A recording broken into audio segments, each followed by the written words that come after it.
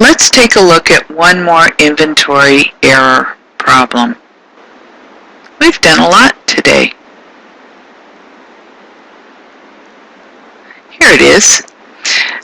These are three independent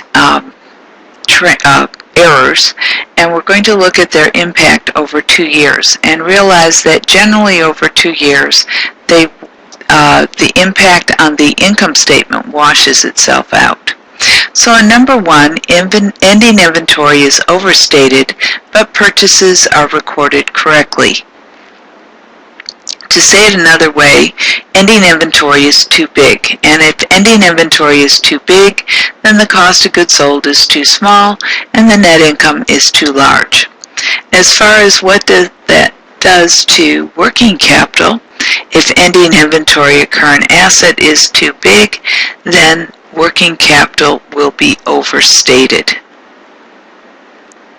Likewise, the current ratio, if the current assets are too large, they will be overstated in the current ratio. The net income, we already said, was overstated in year 1. So retained earnings will be overstated in year 1 as well. In year 2, carrying that on, if ending inventory is too large, beginning inventory is too large. And if beginning inventory is too large, then cost of goods sold is too large and net income is too small. But it has no impact on the current ratio or working capital because those are computed not with beginning inventory but with the ending values instead. So no impact. We said that the net income will be understated, too small, and there's a wash, or meaning no impact on retained earnings, because the understatement washes out the overstatement from the first year. In number 2, it says both ending inventory and purchases on account are understated, meaning that the purchase was made in the following recorded in the following year. So both ending inventory and accounts payable are too small. So if both the current asset is too small minus the current liability is too small, there's really no impact on the working capital. But current ratio, if the current assets go down and the current liabilities also go down, the proportionality between the numerator and denominator changes, and the current ratio is overstated, or I'm just going to write over.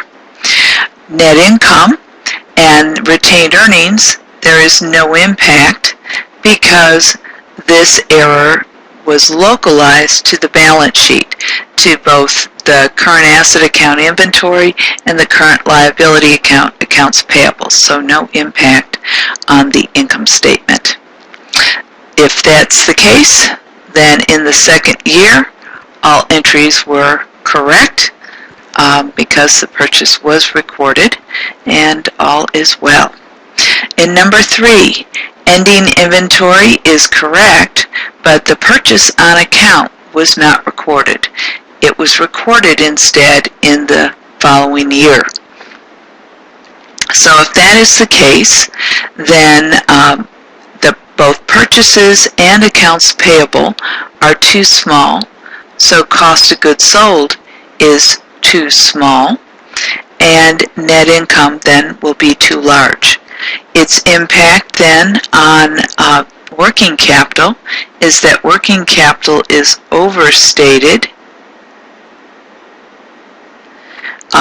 because if your ending inventory is correct, but your accounts payable was not recorded, that means your current liabilities are too small, so your working capital will be overstated. If your current assets are okay, but your current liabilities are too small, then your current ratio is going to be overstated. Your net income, we said, was overstated.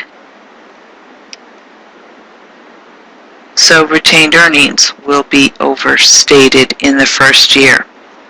In the second year, if your purchases are too large, then your cost of goods sold will be too large and your net income will be too small. There is no impact on your working capital or your current ratio since those numbers are correct at the end of the second year.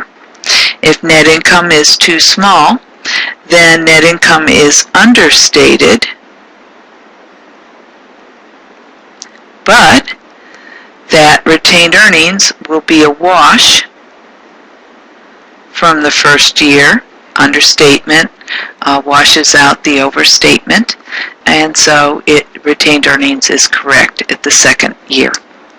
Hopefully this has helped in your understanding of errors and inventory.